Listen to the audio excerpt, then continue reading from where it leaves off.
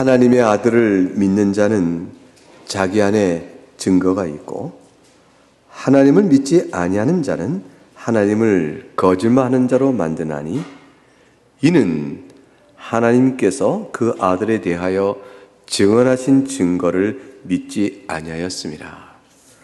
또 증거는 이것이니 하나님이 우리에게 영생을 주신 것과 이 생명이 그의 아들 안에 있는 그것이니라. 아들이 있는 자에게는 생명이 있고 하나님의 아들이 없는 자에게는 생명이 없느니라. 내가 하나님의 아들의 이름을 믿는 너희에게 이것을 쓰는 것은 너희로 하여금 너희에게 영생이 있음을 알게 하려 함이라. 하나님의 말씀입니다. 하나님께 감사합니다. 우리 이제 주의 말씀을 제가 전하겠습니다. 마귀는 말이죠. 마귀는 우리가 인생을 마칠 때까지 그 최후의 순간까지 절대로 포기하지 않는 일이 있습니다. 그것은 뭐냐면 우리로 하여금 우리 자신이 구원을 받았다 라는 사실에 대해서 불안감을 갖고 의심하고 절대로 확신을 못 갖게 만들게 하는 것, 그것이 마귀가 최후의 마지막 호흡이 끊어질 때까지 절대로 포기하지 않는 일입니다. 그것은 왜 마귀에게 집요하게 그것을 포기하지 않냐면 구원을 내가 받았다는 것을 의심하고 그를 확신치 않는 일은 하나님께서 내 인생 속에 한평생 나에게 부어주신 그 많은 사랑을 부인하는 것과 같기 때문에 그래요. 내가 너를 이렇게까지 사랑하며 한평생 주께서 내 인생에 어떤 상황이든 붙드시고 사랑해 주셨는데 그 사랑을 다 부인하고 나는 구원을 이렇게 한 것 똑같아요. 왜냐하면 어떤 데서 나는 구원을 확신할 수 없어요 라고 말할 때는 굉장히 정직한 반응 같은데요, 그 정직한 반응의 배면 속에는 그럼 무엇으로 구원을 네가 확신할 수 있는데? 라는 질문 앞에서 하나님의 사랑 때문에요, 하나님이 저를 조건 없이 사랑하시니까요 라는 말을 하지 않는다는 것과 똑같은 거거든요. 나는 겸손하게 말하는 것 같죠. 나는 구원을 확신하지 못해요 이렇게 말하는 게 참으로 겸손한 것 같은데 그 사람의 생각 속에는 구원에 확신한 것은 내가 나됨이 있어요 라는 것과 똑같은 얘기가 돼버리는 거예요. 내가 나됨이 이렇게 훌륭하면 돼요 라는 식의 오해가 있을 수 있기 때문에 그래요. 사랑하는 교회 여러분, 신자는 죄를 사랑하지 않고 하나님의 의와 거룩함을 사랑하고 그렇게 되어 있습니다. 그게 성령 안의 역사예요.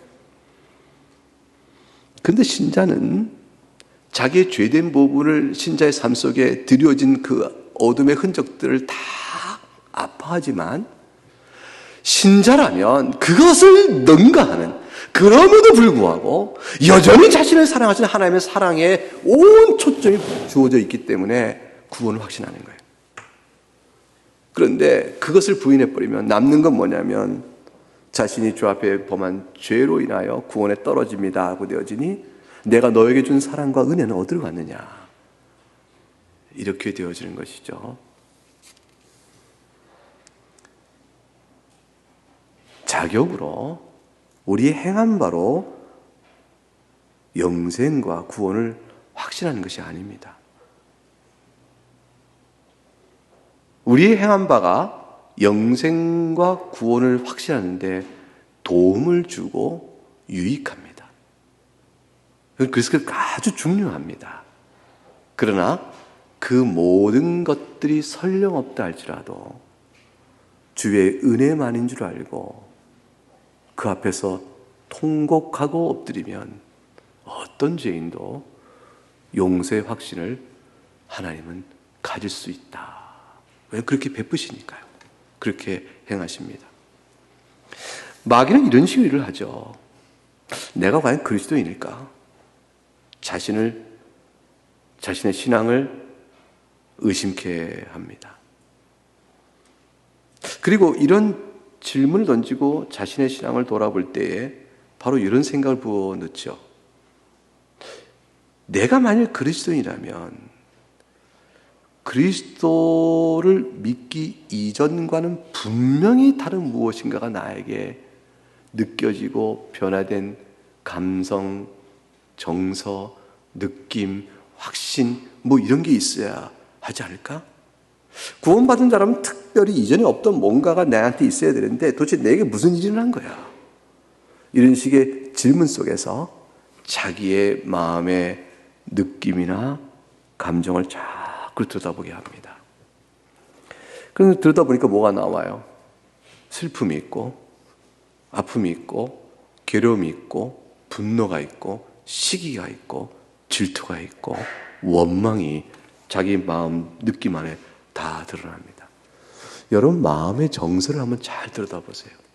여러분 마음 정서와 감정 안에 이런 것들은 다 없고 오직 감사와 기쁨과 충만함과 사랑과 넉넉함과 용서와 온유와 겸비함 이런 걸 가득 차 있습니까?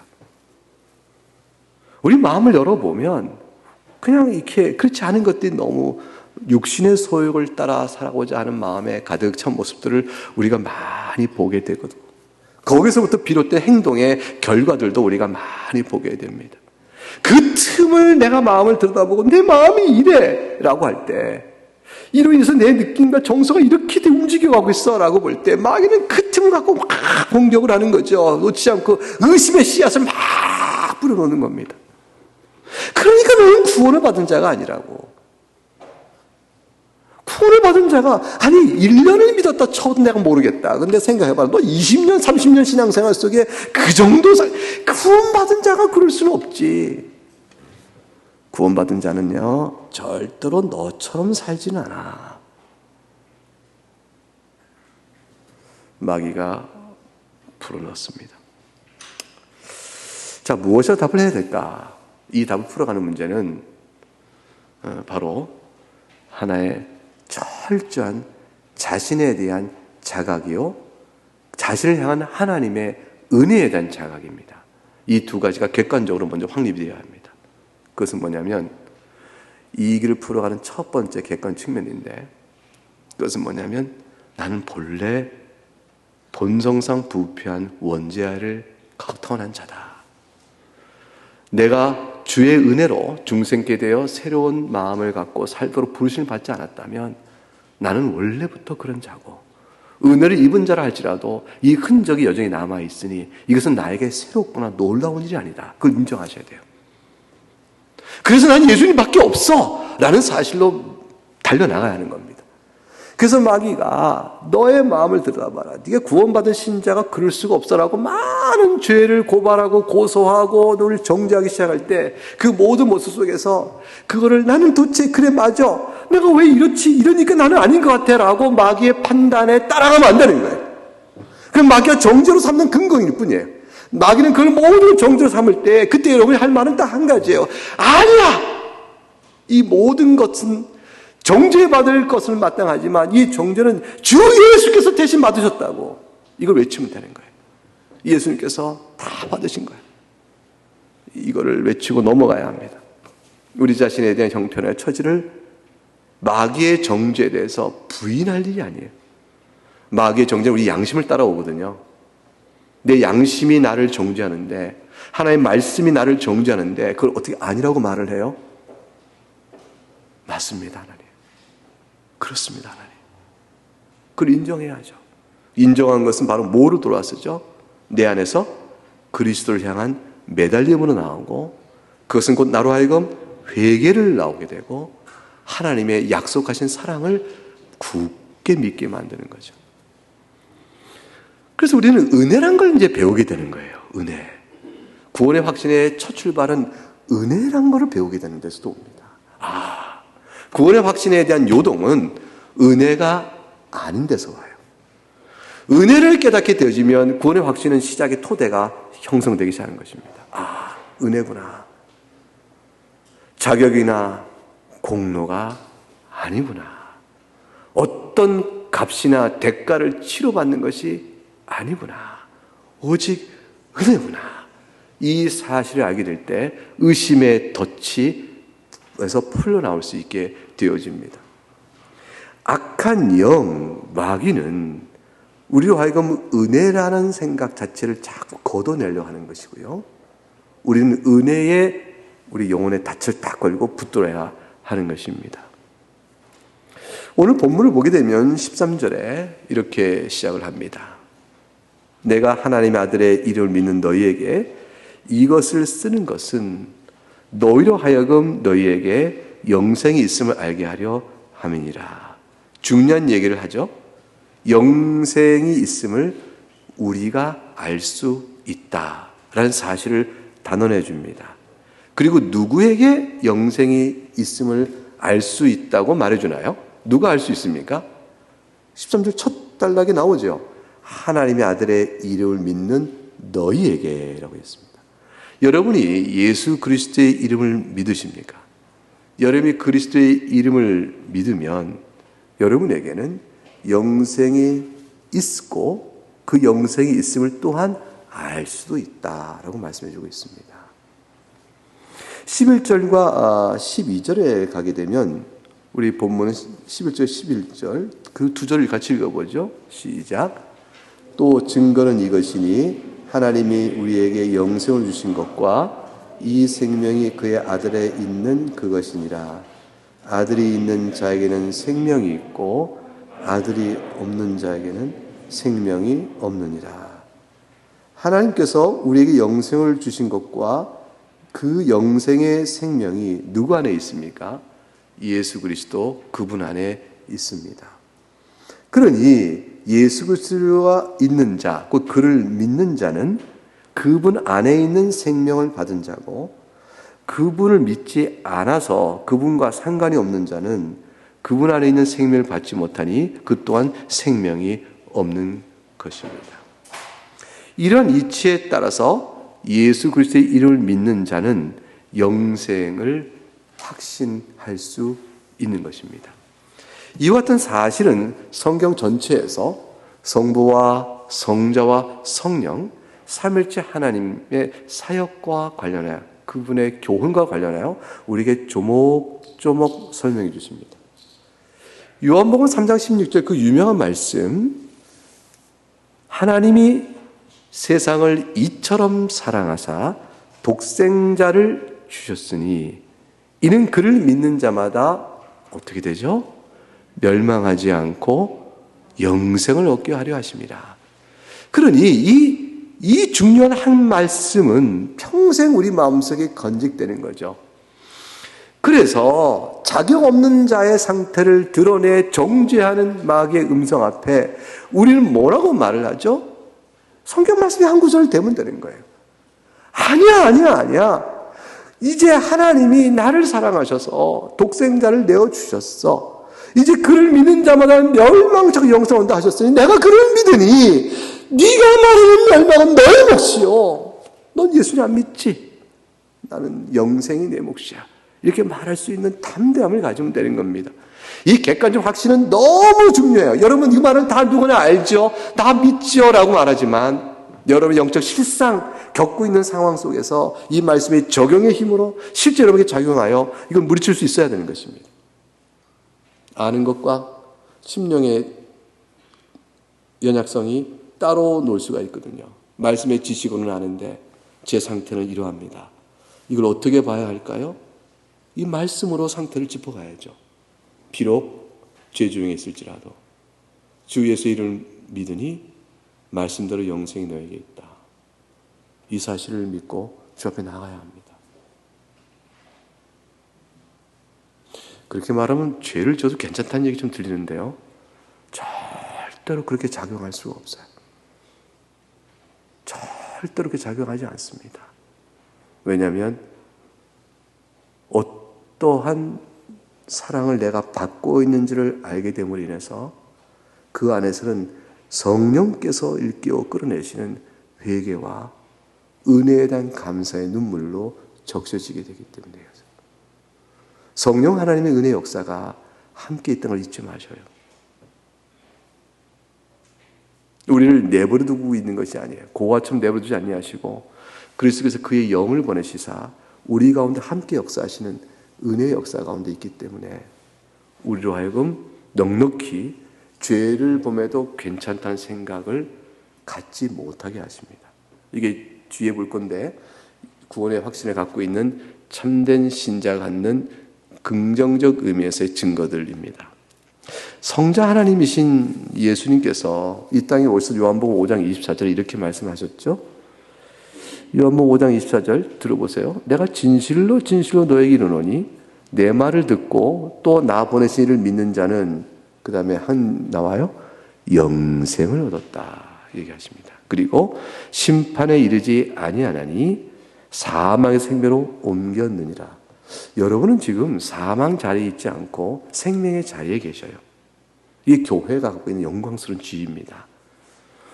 우리에게는 영생이 주어졌고요. 심판에 이르지 않는 보호가 이루어지고 있고 사망의 음침한 자리가 아니요 생명의 밝은 자리로 인도를 받은 그런 자들입니다. 그래서 예수님께서 나는 부활이요 생명이니 나를 믿는 자는 죽어도 산다 하셨고 살아서 나를 믿는 자는 영원히 죽지 아니한다 이렇게 말씀하셨죠. 요한복음 11장 21과 26절입니다. 이 말씀이 우리가 임종 때 내 마음속에 새겨지는 말씀이 있잖아요.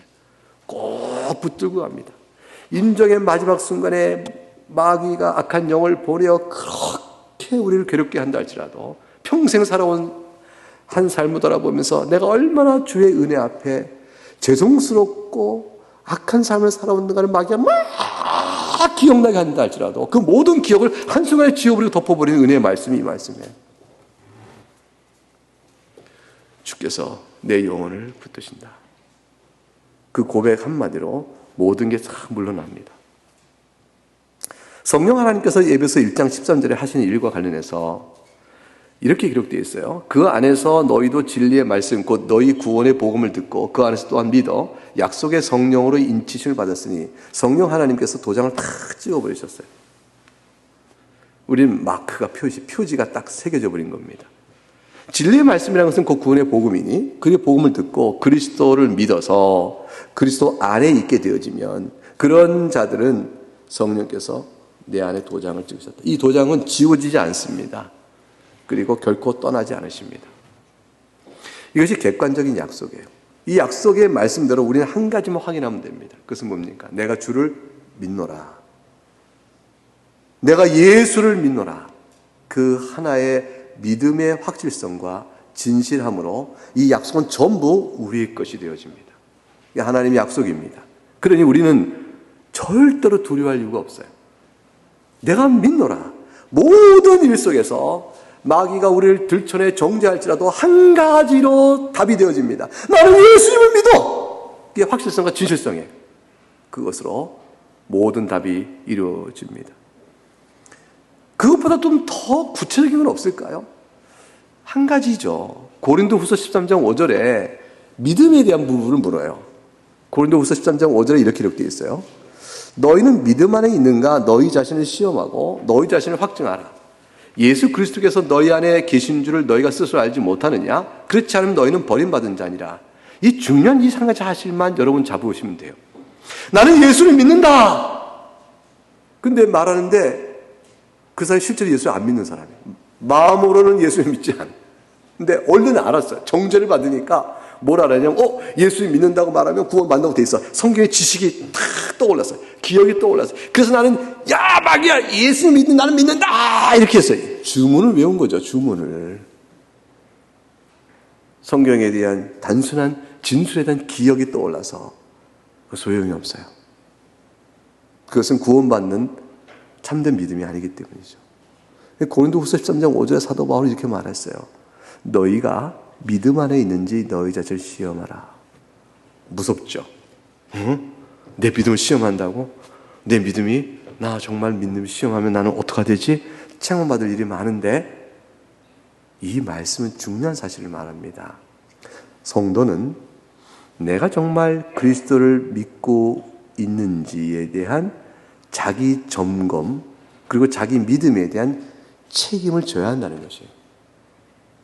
여러분이 예수 믿는 사람으로서 자기 믿음에 대한 설명을 할 수 있어야 돼요. 나 예수님 믿고 있어. 어떻게? 하나님 말씀을 내가 믿고 있고 정말 나 예수님 믿고 있어. 어떻게? 난 정말 죄인이야. 그래? 그래서 난 예수님의 약속을 믿고 그래서 어떤 건데? 나는 내 믿음이 예수님 때문에 이 사랑 때문에 예수님께 감사해요. 나는 이래 라고 자기를 설명할 수 있는 그 설명을 스스로 책임지고 해낼 수 있어야 돼요. 당신의 믿음은 뭔가? 라고 물어볼 때 내 믿음은요? 라고 말할 수 있어야 되는 것이에요. 아, 그거 참 힘들어. 내 믿음은 써있는 거 그냥 내가 말했잖아. 그럼 됐지 뭐. 이거 이상이 필요해요. 그것이 여러분이 예수님을 믿고 있는지 스스로 시험하고 확증하라는 얘기입니다. 그럼 그걸 어떻게 확증해요? 너무 어려운 거 아니에요? 믿음은 추상적인 것인데 아니에요. 믿음은 추상적이지 않고 매우 구체적입니다. 어떻게 해요? 다시 말하면 이것이에요. 예수를 믿는다는 것은 뭘 깨닫는 거냐면 은혜에 대한 각성이라고 그랬죠. 그 예수님의 용서의 은혜, 예수님의 사죄의 은혜, 예수님께서 나를 의롭다 하시는 그 은혜를 마음속에 진실하게 내가 받고 깨닫고 그리하여 예수님 앞에 감사하면서 내게 이루어진 여러 영적 사실로 인해서 찬송하고 감사하고 하나님을 사랑하는 마음이 내 안에 작용하고 있는지를 보이면 돼요. 그게 자신의 믿음을 확증하는 것입니다. 다시 말하면 그것을 통해서 여러분이 외식이 아니고 위선이 아니라는 그것을 보여주는 것입니다. 여러분 예수를 믿으시죠? 대답하세요. 예수 믿으시죠? 아멘. 여러분, 근데 여러분이 외식적으로 믿으시죠? 가짜로 믿고 있는 거죠? 실제는 안 믿고 있는데 믿는다고 말한 거죠? 그럼 뭐라고 그러실까요, 여러분? 아니에요, 목사님, 그거 왜 마세요? 말도 안 돼. 그 질문 자체가 거북스러워. 우리 믿음이 어떠니까요? 진실하니까. 그래서 제가 여러분에게 묻는 거죠. 그러면 여러분 스스로 자신의 믿음이 진실하다는 것을 한번 점검하니까 주관적으로 어떻게 여러분이 그 믿음의 증거를 보일 건지 한번 얘기해 보실래요? 제가 한번 물어보면 여러분 어떻게 대답하시겠어요? 참으로 부끄럽고 주 앞에서 연약한 모습이 너무 많아서 제가 자랑할 것이 아무것도 없습니다. 그렇지만 그 많은 부끄러움과 그 연약성에도 불구하고 그럼에도 불구하고 저에게는 있어요. 제가 주님을 사랑해요. 전 절대 예수님 안 떠나요. 그리고 예수님 말씀을 생각하고 예수님 기뻐하는 일이면 하고자 하는 마음에 감동이 있어요. 무엇보다 저는 감사해요. 그리고 거룩한 삶과 사랑의 열매에 대한 일들은 늘 저에게 과제처럼 다가와서 주의 도우심을 받아 행하고자 하는 마음이 제 마음에서 솟아나고 있어요. 제가 사랑의 열매를 많이 맺지 못한 거 알아요. 저는 인색하거든요. 저는 이기적인 속성이 있어요. 저는 그렇기 때문에 많은 걸 못했습니다. 그렇지만 저는 부인할 수 없어요. 내 안에서 새로운 성령의 역사와 또 원함이 내 안에 강하게 작용하고 있는 것. 내 마음으로는 하나님의 법을 사랑하고 있다는 것은 분명하거든요. 이렇게 고백할 수 있으면 되는 것입니다. 그게 여러분이 믿음에 확증하고 있는 것이에요. 그래서 제가 전에는 그렇지 않았으나 주 앞에서 기도할 때 감사가 있고 기도할 때 회개가 있고 기도할 때 자족의 마음이 들고 기도할 때 주께 주신 지혜로 제 행한 마음의 탐사, 행한 모든 일들을 다시 바라보고 저는 참 행복해요. 여러분 이게 믿음의 증거예요. 전 찬송을 즐겨 부릅니다.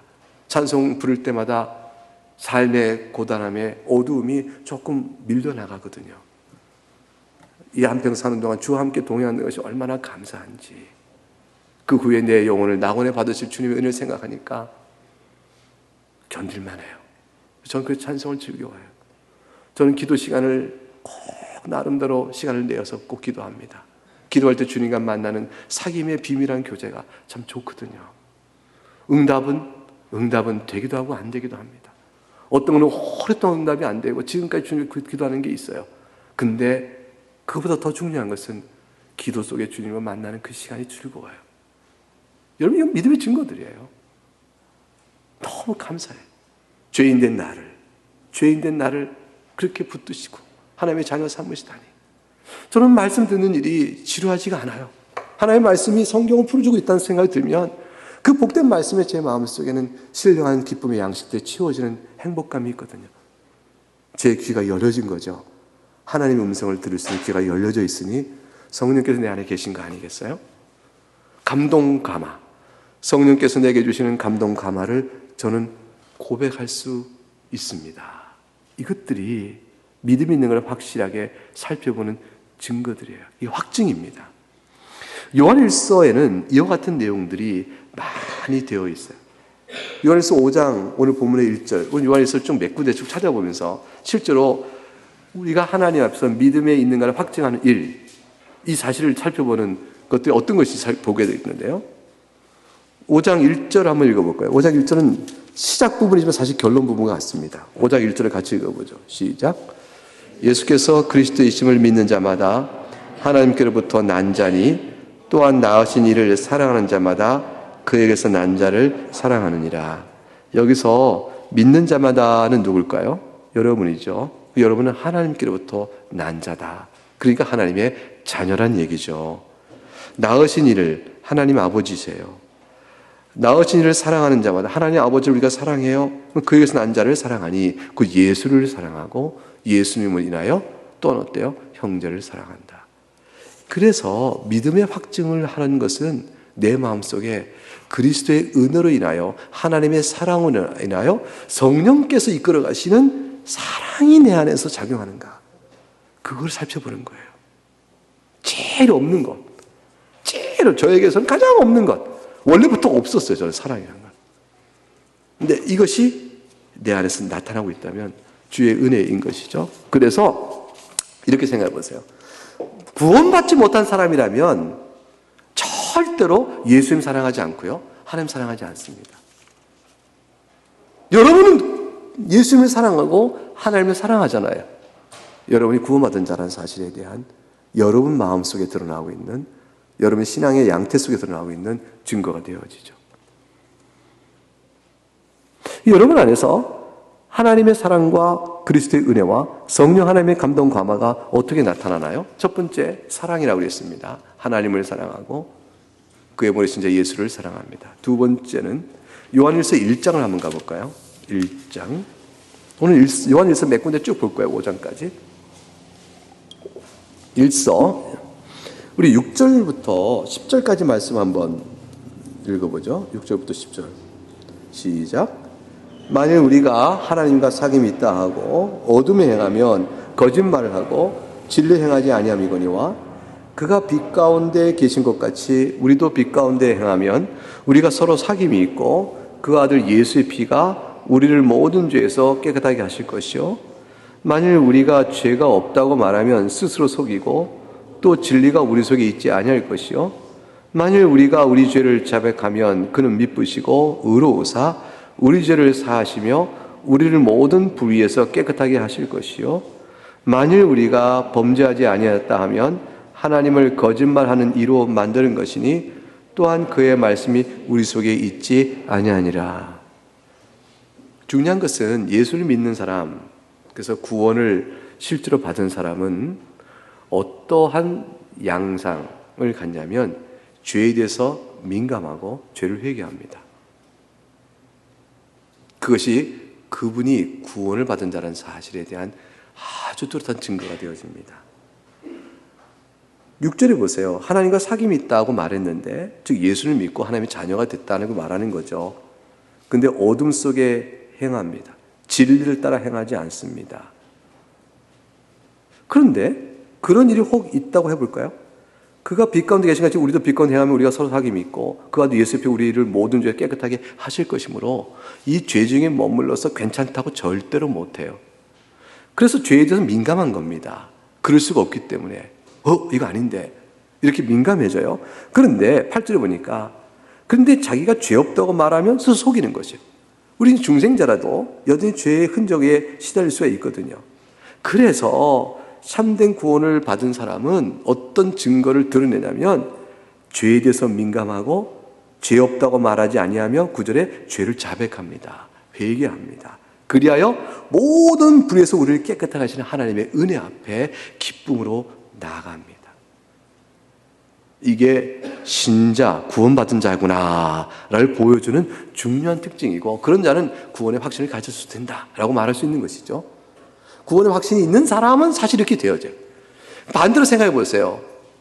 구원을 받은 사람이라고 하는데 죄에 대해서 민감하지도 않고요, 회개도 하지 않습니다. 그럼 구원받은 사람일까요? 그의 확신이 그게 인정될 수 있을까요? 없잖아요. 너무 당연한 일이에요. 세 번째로 요한일서 2장 1절과 2절 읽어볼까요? 요한일서 2장 1절과 2절 같이 읽어봅니다. 시작. 나의 자녀들아, 내가 이것을 너에게 쓰면 너희로 죄를 범하지 않게 하려 함이라. 만일 누가 죄를 범하여도 아버지 앞에서 우리에게 대언자가 있으니 곧 의로우신 예수 그리스도시라. 그는 우리 죄를 위한 화목제물이니 우리만 위할 뿐 아니요 온 세상의 죄를 위하심이라. 구원을 참되게 받은 자는 이러한 주관적인 양상이 있습니다. 죄를 미워하고 범하지 않고자 하면서도 죄를 범할 거는 두려워하지 않고 그리스도만을 더욱더 의지하는 데 나아갑니다. 이게 참 그 역설적인 것이죠. 아담은 죄를 범한 이후에 하나님을 피했습니다. 이것은 모든 율법주의적 정죄 아래에 있는 자들은 다 그렇습니다. 악한 영은 하나님의 말씀에 불순종하여 죄 가운데 있는데 절대로 하나님과 만나기를 싫어합니다. 예수 그리스도께서 성육신하였을 때 주를 만나자 어찌하여 당신의 때가 아닌데 지금 우리를 만나게 하셨습니까? 우리를 떠나게 하소서라고, 우리를 떠나주소라고 외치고 절대로 하나님 만나지 못합니다. 근데 예수 믿는 사람은요, 자신이 죄를 범할 경우에 예수님 앞에 나가게 되어 있어요. 죄를 범할 경우에 민감하여 회개하게 되면서, 회개한 자가 아까 두 번째 특징이라고 그랬죠. 그러면서 세 번째, 주님 앞에 나오게 되어 있는 거예요. 죄를 범하면 예배당 나와 기도하고요. 죄를 범하면 골방 찾아가 기도하고요. 죄를 범하면 주님을 더욱더 부르짖게 묻드는 게 예수 믿는 사람의 특징이에요. 반대로 말하면 구원을 받았다고 말하면서 죄를 범해놓고 나니까 그리스도를 떠나는 선택을 한다. 그리스도를 피한다. 예배를 피한다. 찬송을 피한다. 말씀을 피한다. 죄 때문에. 이렇게 되는 양상이 정상적인 양상이 아닌 것이죠. 일시적으로는 그럴 수 있어요. 잠깐 동안. 왜냐하면 너무나 죄를 범한 사실로 인한 죄책이 커서 차마 아버지 얼굴을 볼 수가 없다 싶어서. 근데 그게 다 무너지죠. 왜냐하면 우리가 본래부터 그런 자였는데. 네 번째로 요한일서 2장 3절부터 6절까지 한번 읽어보겠습니다. 한 절씩 나누어 읽을까요? 우리가 그의 계명을 지키면 이로써 우리가 그를 아는 줄로 알 것이요, 그를 아노라 하고 그의 계명을 지키지 아니한 자는 거짓말하는 자요, 진리가 그 속에 있는지 아니하되 누구든지 그의 말씀을 지키는 자는 하나님의 사랑이 참으로 그 속에서 온전하게 되었나니 이로써 우리가 그의 안에 있는 줄을 아노라. 그의 안에 산다고 하는 자는 그가 행하신 대로 자기도 행할지니라. 이리하여 주님 앞에 나와 용서의 은혜를 다시 한번 깊이 받고 그 나 같은 죄인도 용서하시는 하나님의 사랑에 감사하면서 이제 회개와 은혜에 대한 감사의 깊은 영적인 이 각성은 하나님의 말씀에 따라 살고자 하는 것으로 바뀌어 갑니다. 그래서 오늘 읽은 것처럼 6절에 그가 행하시는 대로 자기도 행하며 3절에 그의 계명을 지키는 일들이 우리에게 나타납니다. 그래서 반대로 생각해 보세요. 그리스도를 믿는다라고 말하면서도 죄사함에 대한 감사가 시큰둥하고, 따라서 그래서 감사함으로 인해서 하나님께 돌려드린 하나님의 말씀에 대한 순종이 나타나지 않으면, 그러면 그가 그리스도를 믿고 구원받은 자라 할 수 있을까요? 없잖아요. 너무 반대로 보면 당연한 얘기죠. 그래서 하나님의 계명을 따라 순종하고자 하는 마음이 있고 그렇게 살고자 하니 이런 자들에게는 요한일서 2장 15절부터 17절 요 세 절을 읽어볼까요? 이러한 영적 양상이 작용되기 시작합니다. 15절 17절까지 같이 읽어보죠. 시작. 이 세상이나 세상에 있는 것들을 사랑하지 말라. 누구든지 세상을 사랑하면 아버지의 사랑이 그 안에 있지 아니하니 이는 세상에 있는 모든 것이 육신의 정욕과 안목의 정욕과 이생의 자랑이니 다 아버지께로부터 온 것이 아니요 세상으로부터 온 것이라. 이 세상도 그 정욕도 지나가되 오직 하나님의 뜻을 행하는 자는 영원히 오니라. 그래서 하나님의 계명을 순종하기를 기뻐하는 마음이 생기면서 사라지는 게 있어요. 하나님의 계명을 순종하는 사랑의 마음이 채워지게 되면서 밀려나가는 게 있습니다. 육신의 정욕, 안목의 정욕, 이색의 자랑, 이것은 더 이상 내 인생을 끌어가고 주도하는 힘이 못 됩니다. 반대로 말하면 구원의 확신을 말하면서도 여전히 육신의 정욕과 안목의 정욕, 이생의 자랑에 종노하고 있다면,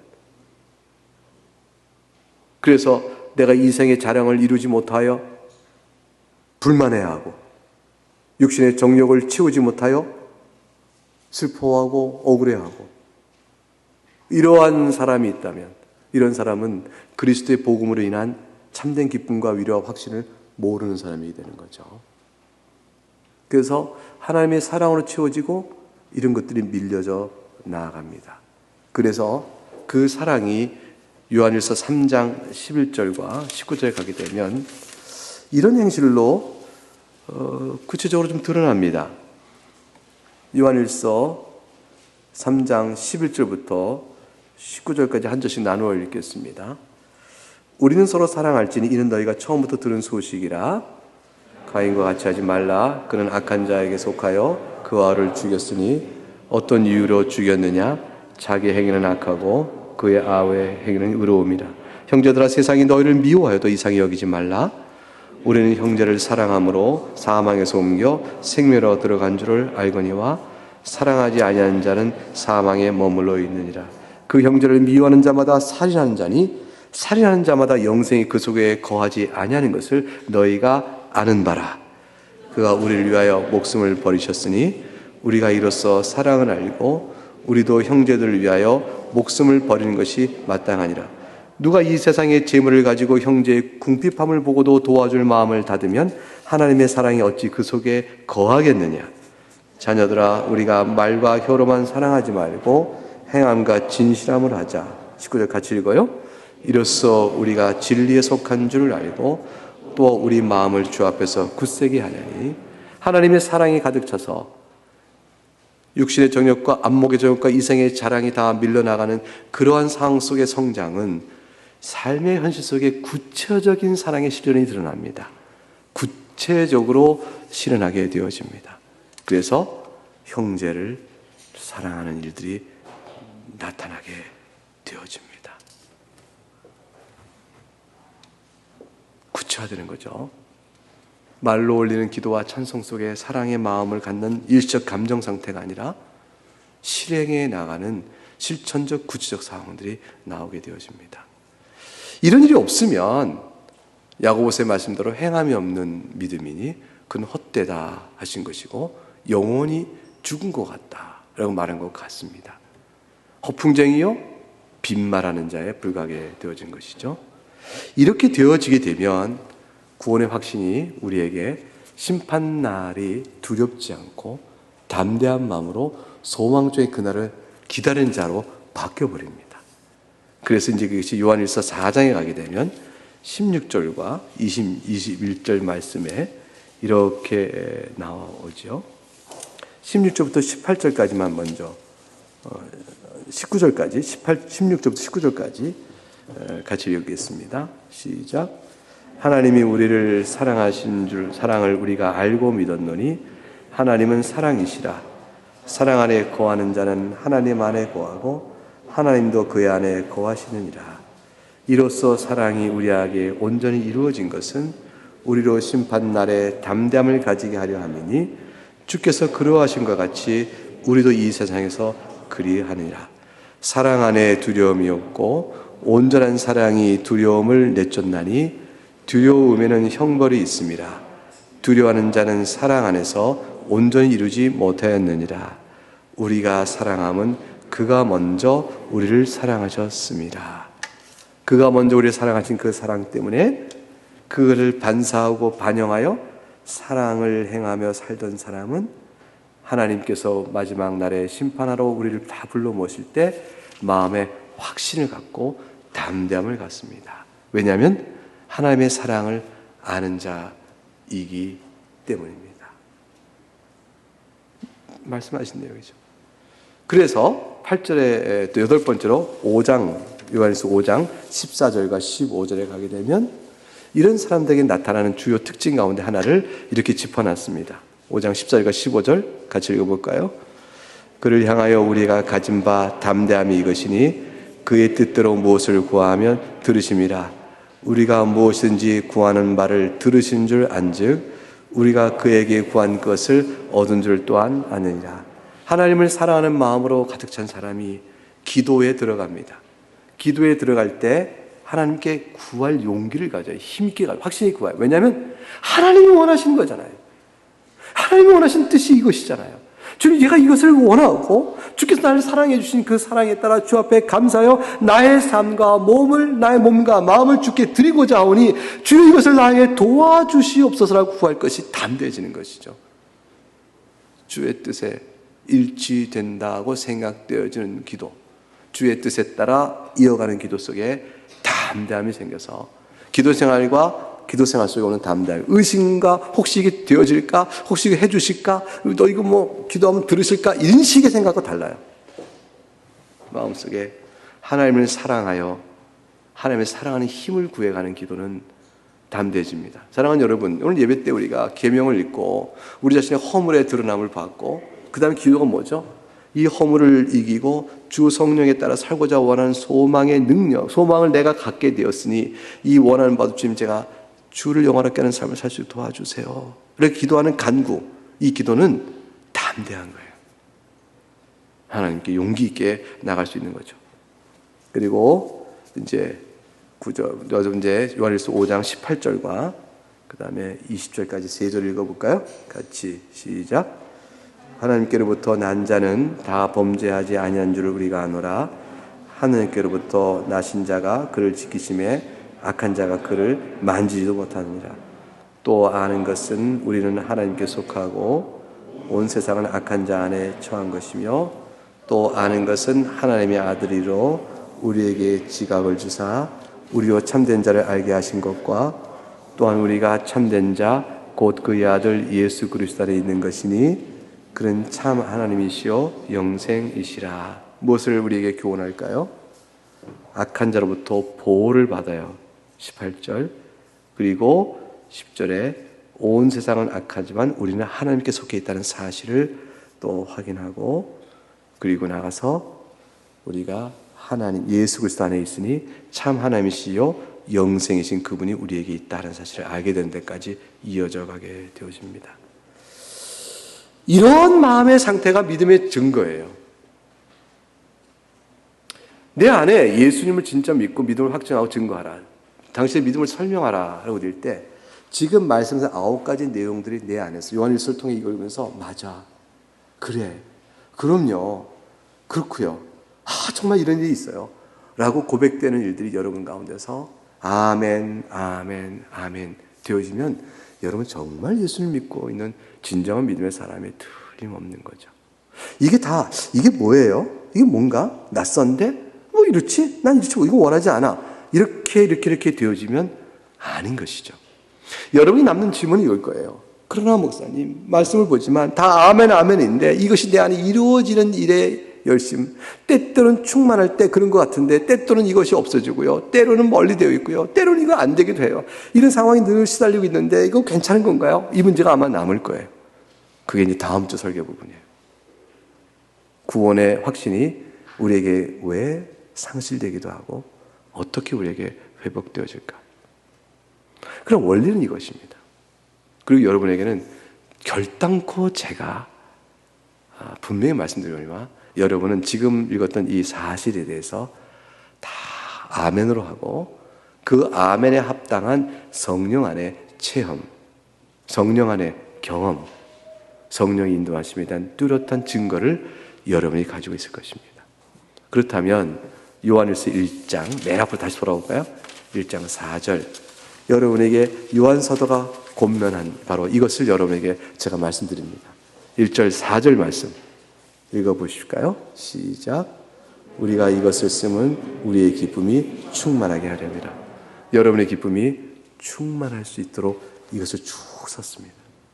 사랑하는 교회 여러분, 구원은 여러분에게 주어진 약속이고 생명 또한 그렇습니다. 참으로 예수 그리스도를 믿으니 여러분은 하나님의 사랑을 받은 자고 사랑을 압니다. 그리스도의 은혜를 아는 자니 그리스도의 은혜에 대한 감사를 요 앞에 내어드릴 것입니다. 성령께서 여러분에게 감동하시고 감화를 주십니다. 그 인도함을 따라 살아가시는 은혜 가운데서 기쁨을 좋게 누릴 수 있기를 바라는 것입니다. 웨스민스터 신앙고백서 18장에 가게 되면 은혜와 구원의 확신에 관하여 이렇게 우리에게 교훈하고 있습니다. 들은 말씀을 기초로 저 정리된 내용을 여러분 것을 받을 수 있을까요? 같이 읽어보겠습니다. 시작. 위선자들과 중생하지 못한 사람들이 하나님의 호의와 구원의 상태에 있다는 거짓된 소망과 육적인 억측으로 자신을 헛되게 속일 수 있다. 이들의 이 소망은 소멸할 것이다. 그러나 주 예수님을 참되게 믿고 진심으로 사랑하여 주님 앞에서 지극히 선한 양심으로 살고자 노력하는 사람들은 이 생애에서 자신들이 은혜의 상태에 있음을 확실하게 확신할 수 있고 하나님의 영광을 소망하는 가운데 기뻐할 수 있다. 이 소망은 이들을 결코 부끄럽게 하지 않을 것이다. 사랑하는 여러분, 예수님을 참으로 믿고 진심으로 사랑하시죠? 그러면 여러분 그 구원의 영생의 소망을 결코 하나님 부끄럽게 하지 않으실 거예요. 기뻐하시고 즐거워하셔도 됩니다. 2절을 보니까 이렇게 신앙고서 이어 설명합니다. 같이 읽어보죠. 이 확실성은 거짓된 소망에 근거를 둔 한낱 억측과 개연성에 따른 신념이 아니라 믿음에 속한 틀림없는 확신이다. 이 확신은 구원의 약속들에 대한 하나님의 진리, 이 약속들로 말미암은 은혜들의 내적 증거, 그리고 우리가 하나님의 자녀라는 것을 우리 영과 더불어 증거하시는 양자의 영, 곧 성령 하나님의 증언에 근거한다.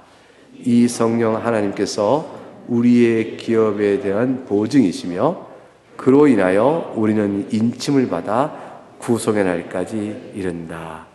할렐루야. 얼마나 감사한지 몰라요. 사랑하는 여러분, 두 가지 얘기했죠? 하나님의 약속에 대한 진리, 객관적이에요. 주관적 측면이 있어요. 우리 안에서 이 약속으로 말미암아 빚어지고 나타나는 여러 은혜의 증거들. 제가 9가지 쭉 설명을 드렸어요. 요한일서를 기초로.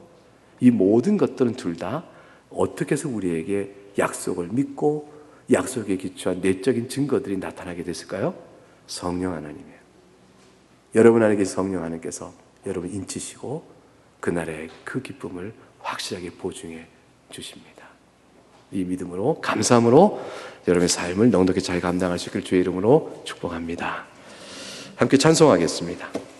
이제 말씀 들은 대로 여러분에게 성령 하나님께서 각성시키시고 교훈하신 바를 이 시간에 각각 주 앞에 기도할 것입니다. 여러분의 슬프고 또 허물진 연약함과 죄의 모습들을 인하여 이런 마음은 근심이 있고 아플 것입니다. 그러나 그것을 인하여 여러분이 주의 자녀가 되지 않는 것이 아닙니다. 여러분에게는 회개의 마음이 있기 때문이죠. 여러분이 다시 붙드는 그리스도의 십자가 복음이 있기 때문이죠.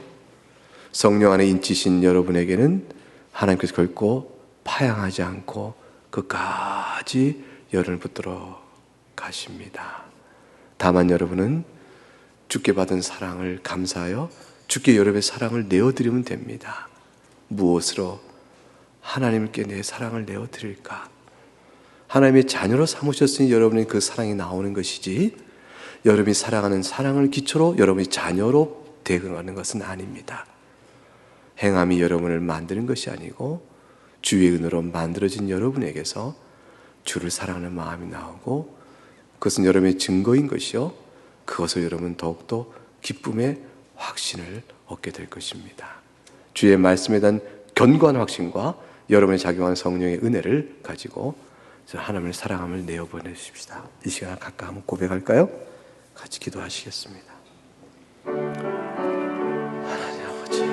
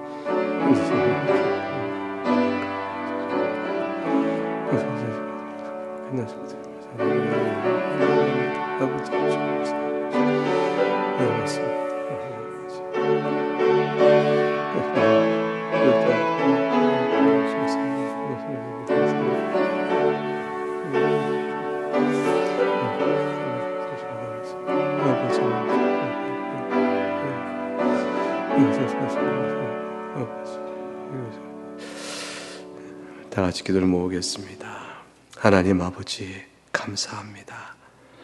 오직 예수 그리스도 한 분임을 다시 한번 말씀을 통해 확인케 되어지고, 우리의 주어진 이 믿음은 성부와 성자와 성령 삼일체 하나님의 구원 역사로 인한 것임을 확실히 내가 마음에 깨닫사오니, 이 감사함으로 주 앞에 내 믿음을 증거하고 주를 향한 사랑을 내어드리기를 원합니다.